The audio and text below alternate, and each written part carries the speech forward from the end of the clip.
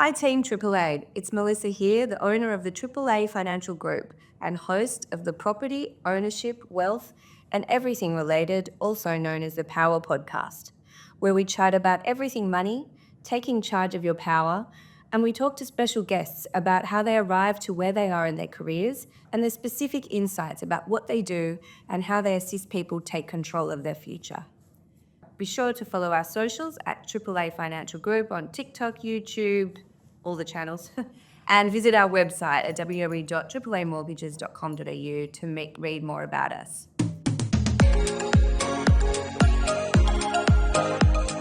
So I'm very excited to introduce you to Kirsten Steedman. She's the leading social sustainability manager and non-executive director of Shelter New South Wales, which is an advocate for housing policy within our state.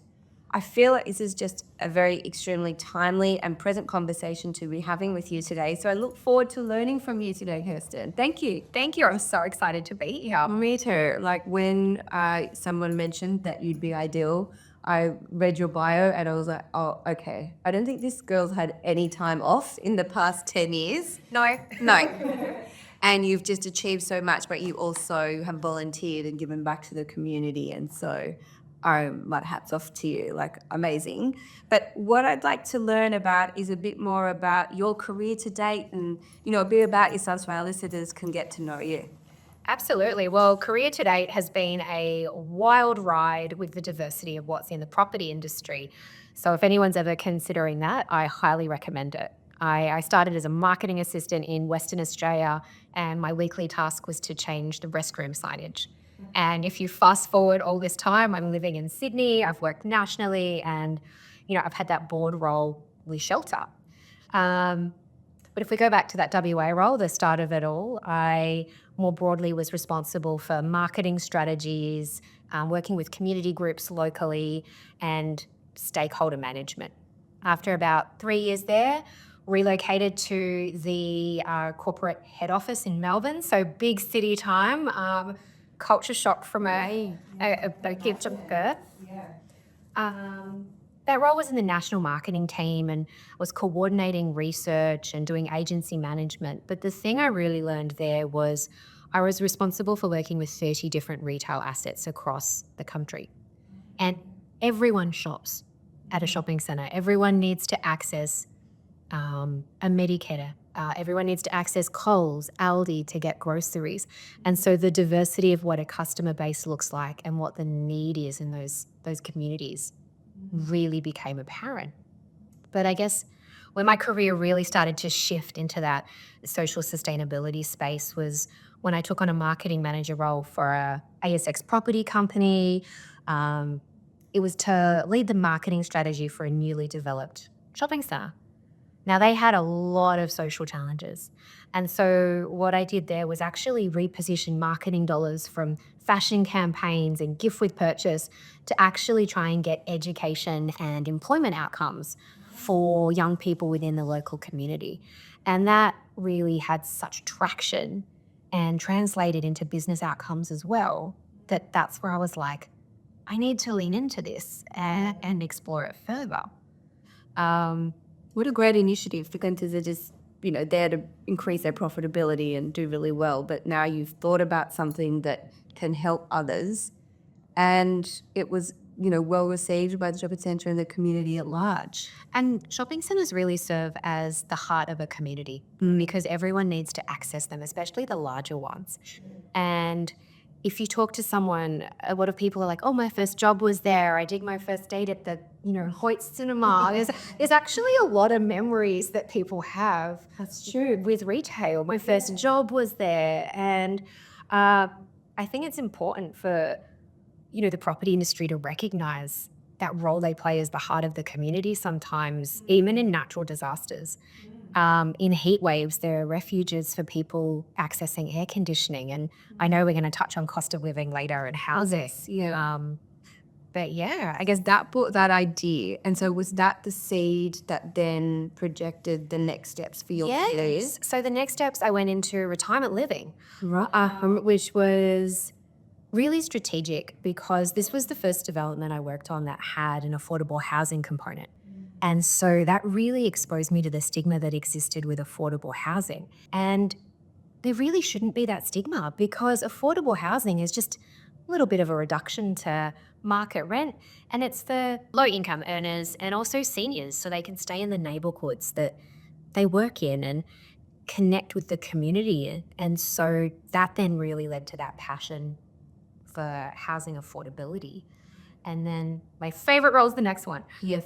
which is why I moved to Sydney. I established Future Steps, which is a shared value initiative that aims to empower vulnerable people by partnering with not-for-profit organisations to boost the availability of quality accommodation and provide those wraparound support services to alleviate homelessness and housing stress. And I spent a number of years doing that, working with incredible not-for-profits. And then most recently, I have moved into more of a corporate role where I've been responsible for driving outcomes across housing affordability, accessibility, economic inclusion, because it's really important that all three of those things are considered, because housing just doesn't exist by itself. It's all of the around that we experience in the places that truly impacts people's lives. Yeah. So impressive. So you've taken it from this marketing expertise and with the shopping centres and really understanding the sense of community and, the memory side, but family side, and of the shopping centres have the dentist or the doctor. Yes, one-stop shop for everything. And then you've helped all these organizations, and now you're in the corporate world, and I'm sure you've got to apply that same shopping center, ethos to these homes. And affordable housing, you're right, should not have a stigma, and housing should be available for all. So in this area, I guess you kind of told us the crew, but why have you chosen to focus in on housing affordability? Well, I've always wanted to work for purpose, and I've always kind of pivoted my roles slightly to work for purpose. But the focusing on housing affordability was really a no-brainer, because if you look at Maslow's hierarchy of needs, really that basic, shelter's one of those really high-value levers. And without shelter, there's nowhere for people to build from. And then I also believe that the provision of housing affordability, as I was saying earlier, goes beyond the dwelling. It needs to be livable. It needs to be fit for purpose. Have amenity like public transport so you can have that kick-ass job in the city, or have a bulk bill GP so you have the opportunity to keep the cost of living bills down. And it's other essentials as well, like is there an Aldi, fantastic public education, and what other essentials are close by. So sometimes people see this as adjacent to housing, but this is actually all part of the master plan. So if you're able to plan that into developments, you can really help achieve, influence the cost of living, but more importantly, you can significantly impact an individual or a family's health outcome, or even future economic prospects by what's available within that master plan. Yeah, I love that. But what is really hitting home to me about this whole thing is that the family aspect, and how we don't know how lucky we are just to have a roof over our heads. And just that shelter, meaning, that enables you to build on your life. So that really hit home to me. And now that you're working for some of these large property companies in Australia who all, mandate and say to the market that they have significant goals to achieve sustainability, what does that look like? And who do you speak to inside and outside of the business to achieve that? Yeah, so excellent question. I'm sure everyone sees it in the paper, the E, the S, the G. So E, I feel like the most famous. I get jealous because I love the S. E is about the environment, which is, as I say, most commonly known. It's around emissions targets and reductions. The G is about governance and around process and reporting. Now, finally, S, the one I'm passionate about, social. So if you look at what's happening in the market right now, the major corporations are doing anything from 250 million to 1 billion in social value targets. What does that mean? So for the layperson, 250 to $1 billion. So they're giving that money, or they're investing their business into that. So I guess how to answer that is maybe defining what social sustainability is. So it focuses on maintaining and also improving the well-being of communities over time. And so that's ensuring everyone has the opportunity to thrive and have equal access to things like education or health, even childcare, and the opportunity to promote social connectiveness. So these social value targets include all of the investments made across all of these inclusive pillars. And I guess the second part of your question, like, who do you engage with? So I think that's a two-parter. So there's people that are really interested in it, like government, investors, our cap say, I want to work for a company that's authentic and genuine, and I want to tangibly see that they're giving back. So they're people that are interested in it. But more importantly, and this is the part I'm passionate about, it's engaging and driving outcomes for individuals and families that live in community. And these outcomes, we need to recognise that there are subject matter experts, and these are the not-for-profits, these are the community housing providers, the advocacy bodies, the academics, and also the service providers that really can benefit from partnering with corporates to elevate what their expertise is in this space. Yes, yeah, I hear that. And so you spoke about the younger generation coming in and, wanting workplaces that, look after the social world and look after the environment. And then I think of those young people and I think about housing affordability for them and the challenges. And just recently I had a chat with someone that from who's an advocate for youth in New South Wales and the cost of living and working out how to keep that roof above your head and keep that shelter and how they're going to do it. What do you have to say, given that you're working for these large development companies, about how to make them feel like maybe that home ownership or, maybe increasing their wealth value is not outside of what they're capable of doing? So, big question. I also think there's two parts to this question as well. Okay, so again, this goes back to the housing affordability, and I seem to be banging that same drum. To me, it's not just about the dwelling that impacts your well-being. It's about the whole cost of living package, because if you don't have access to easy transport to keep your job, to sustain your job, if you don't have the ability to send your kids to a great public school, for example, that then can impact in perpetuity, even energy costs, and having really smartly designed homes to help with that ongoing expense. But the second part of this, and I feel this is faced not just by Gen Z, but by a lot of first home buyers at every age. And I'm actually going to quote someone else here. So shout out to Stephen Woodlands, who's the founder of Head Start Homes. This was seed funded by Westpac, and they're a not-for-profit. And he breaks it down into three parts. The first part is the know-how barrier, because home ownership is a complex process, and without proper support, it's daunting, it's challenging, and it's really hard to navigate successfully, especially if you've never done it before or never seen it done before. So this can easily be solved with accessible resources, experts like yourself, meeting Gen Z where they're at with a non-intimidating language. I see you're like the TikTok, right? I'm saying the TikTok, so clearly I'm not. I need you learning. It's fast, the messaging's quick. You've got to hit the nail on the head and move. And that's what they're used to seeing, not an explanation of how things are. Not a product disclosure statement that's in size 8 font and, like a size of a photocopy. Wait, but I would have my phone up to it. And I think if you can have that confidence and that knowledge, that's the first barrier that you need to break down. The next two are more complicated because it's the deposit barrier, right? So saving up a substantial deposit required by banks, especially for those with limited financial resource, is a challenge.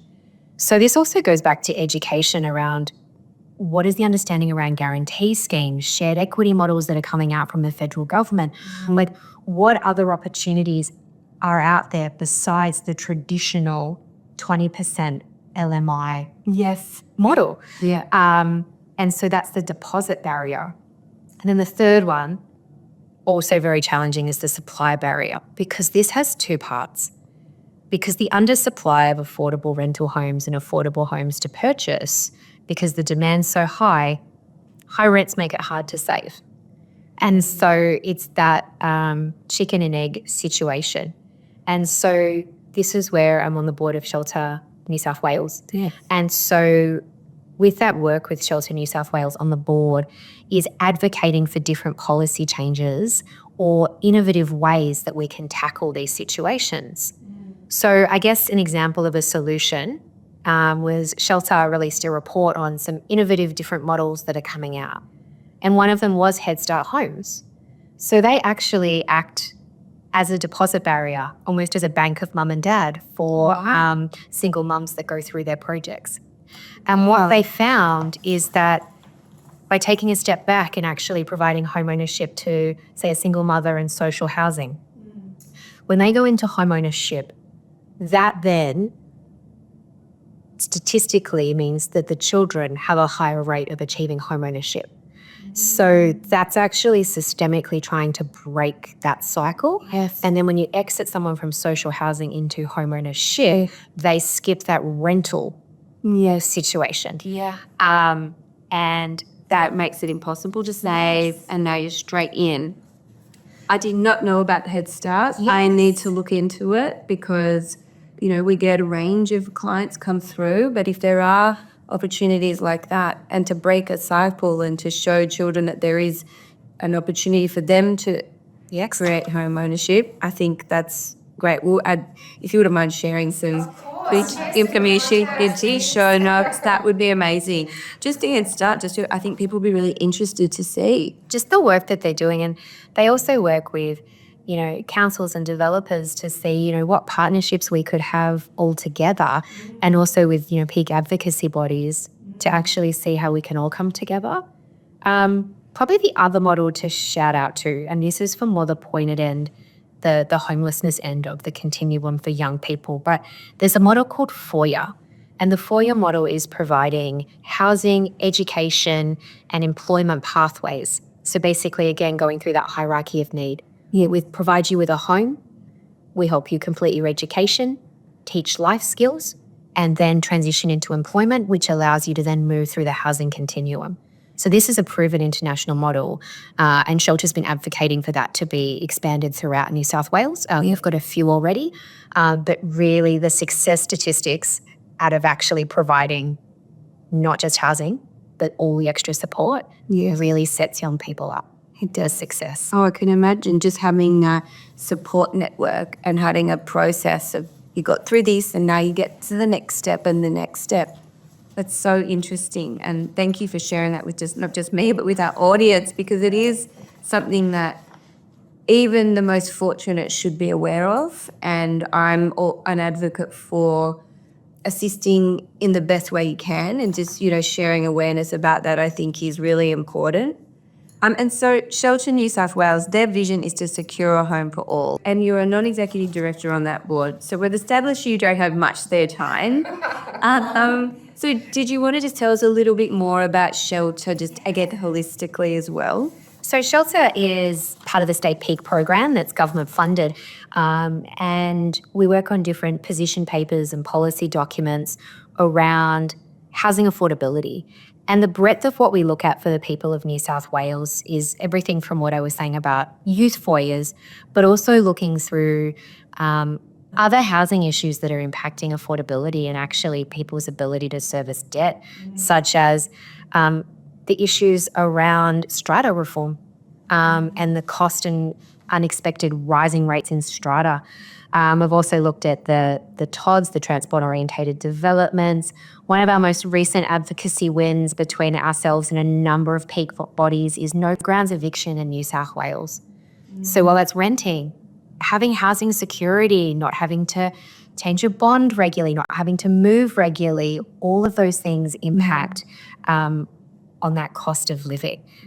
And I really think that being able to advocate in all these different forums is really important. And Shelter is also working with the Property Council of Australia, with a diverse range of organisations to make sure that lots of different voices are heard. Yeah, I love that. And it's so important. I guess from my outlook and how I see it work with developers that I know, whether they be of the size of the large companies that you work for or smaller, is that it's the cost to build these buildings, and it's the government, and it's the planning, and it's the council. And there's just, if there was a way to just wipe the slate clean, because it's very bureaucratic, I'm sure that, advocacies like Shelter New South Wales and, the bigger development companies would be able to do this a lot quicker and a lot better than they are.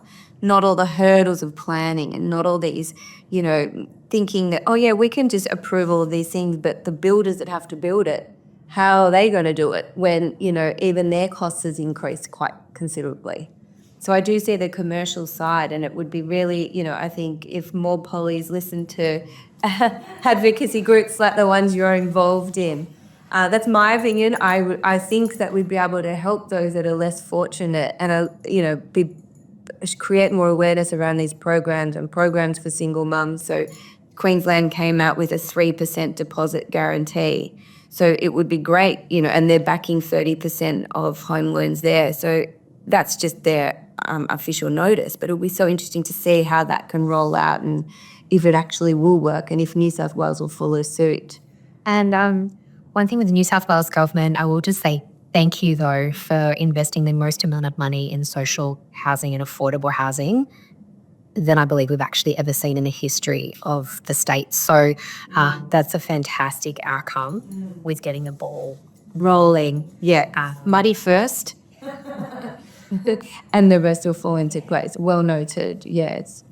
Well, look, I just think you've got an amazing career trajectory to go, especially, you've been doing this for so many years, but right now it's probably one of the most topical dinner conversations, work conversations that most people seem to, be having. So I appreciate your time. Thank you so much. And I think let's have you on again. If that's okay. I would love to talk about, you maybe 6 months from now, what changes have happened and, what advocacy work's being done. And, I often hear back from our listeners and, give you some feedback from them I can share along the way. Yes. And reaching out, we're all part of a community ultimately. So if there is anyone out there that would need some help, please contact and I'll direct you in the right place, confidentially, of course.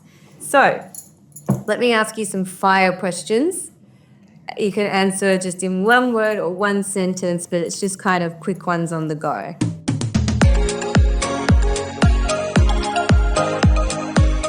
So, who is the most powerful woman you've ever met? This actually is a paragraph answer. Great, okay, I love her. Nobody ever does this. Are we going to guess who it is at the end? No, it's a group of young women.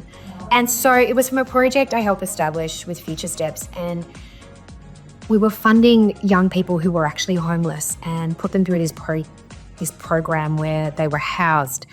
And they actually completed their education against what is statistically all odds. They got jobs as teachers in the, professional roles and have moved into like the private rental market. And that to me is absolute power, because it's like you have broken the cycle at such a young age that I think that needs to be really have a shout out and to shine a light on, because I can't imagine having that level of emotional maturity and that ability to overcome at 18. Wow. What a great, that's the definition of power, isn't it? Overcoming an obstacle and giving yourself that internal value is something that I always recognise. That's cool. Well done, ladies. I hope you listen to this. What's a career mantra that you live by? Yeah, so I feel imposter syndrome creeps in a bit. So I'm a big believer in kind of mindset shift. So I actually don't support fake it till you make it, because if you've got that meeting invite, if you've been invited to have the podcast interview, if you're giving that presentation, whatever it is, you've made it. Because you wouldn't have been invited to have a seat at that table or take that call, make that Teams meeting if someone didn't believe that you could do it. So I think shift the mindset. You don't need to fake it. You're there. Yeah. I love that. I've said a lot, love that to you. I don't normally repeat myself so much, but I really do. I used to say fake it till you make it and imposter syndrome. Yeah, because I felt like I created this persona of who I am in the marketplace, and then at home I'm not the same person. But one day I just woke up and I was like, no, I'm there. Yeah. And as you said, and it doesn't matter about the success or anything. It was just that internal knowledge. I'm there, and then all the other crap just goes out the window. I think it's also diverting from these questions quickly. That Please. it's the risk of authenticity, because I find if you have a work persona and a home persona, you can put into a box, oh, no one likes the work persona. That's okay, where there's a vulnerability in bringing your whole self to work, to, standing behind that authentically. And there's power in it, but you also need a lot of, confidence on it as well. Yeah, and just guts, because not everyone's going to like you. Yeah. And when it's you, hey? Yeah, when it's you, it's not persona you or faking it till you make it you. Well said. Best career advice you've ever received? Oh, you can make your own career pathway. I mean, I was standing there, on the back of toilet doors, clip, clip, clip. And, I've had this incredible ride. And even when you look at social sustainability, that wasn't a university degree, a TAFE course. That was nothing when I started. And we've seen this incredible trajectory where, I've been a guest lecturer and, people are learning at this grad programs. So just because you can't see it doesn't mean you can't try and make your own career path and learn from it. Don't love that. I like it a lot. Create your own career. I'm a firm believer in that as well. I don't know why we're not friends already, but we will be after this, I'm sure. A lesson you learned along the way, or maybe a lesson you learned the hard way. Lean into your strengths instead of your weaknesses was probably my lesson, because if you play to your strengths, the passion, the ability to go that extra mile comes so much easier than trying to force something that you should be good at and that you might not be as passionate about. Really be aware of that and just lean into your strengths, because that, I think, will get the best outcome. Yeah. You have to know what your strengths are. That's also true. Yeah. And be like, you know what, I actually really do enjoy speaking in front of people. I really do enjoy that. I'm going to do that more. Yes. Then the more you do it, that it ripples. And it links to that halfway piece. Yes. Because once you identify what you are really not necessarily good at, but passionate about, and that's your strength, the rest follows. It does. I kind of loathe this question, but I think it's relevant. And that's why I ask it. And I don't ask it to everybody. But what's one thing all women should stop apologizing for? Okay, this is actually more of a top tip, because this is I'm very aware of this.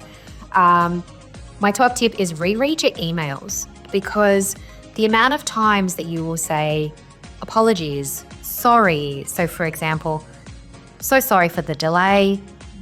You've already apologized for something and haven't even started the email. It's change into thank you for your patience. I mean, your time is just as valuable, and changing the language to reflect that, I think is really important. And there's also, if you're interested, a book called Not Just Lucky by Jamila Rizvi. And she talks about specifically women in the workplace. Harvard, Stanford studies are all behind it. And it says about how women say, oh, I'm just lucky. I just happened to do this. And the apologies are in there, all of that. And about how that then shifts power subconsciously. And so it's just a really interesting read, if that's something that any of your listeners are really passionate about. Add that to the share notes as well, please. Yeah, really, really good. And we all do it. We all set that straight up, men and women, I think. But yeah, just taking it out of your emails is the first step, right? And then it's how you talk to others, and it's about that assertive way of speaking, especially in a career where, you're trying to grow your career. So for those people that are, unsure all the time, don't apologize for being unsure. be clear about where you stand on a topic and ask for more guidance. And it'll, to echo what you're saying, it flows from once you learn to write and change the way you write into the way you speak. So instead of saying, I'm sorry, I have a question, it's just, I have a question. I think that was so simple, but yeah, it's effective. It is, excuse me. And my final question is a power quote or a quote that you live by. Own your story and stay true to it, because people will believe and value authenticity. So, yeah. Well, from a very enjoyable conversation, thank you so much. It was very authentic, and I know everybody out here's interest will be piqued more about affordability and housing and you know, the impact of community to everybody. So thank you. Thank you so much for having me. We'll have you again. Thank you. Thanks, everyone.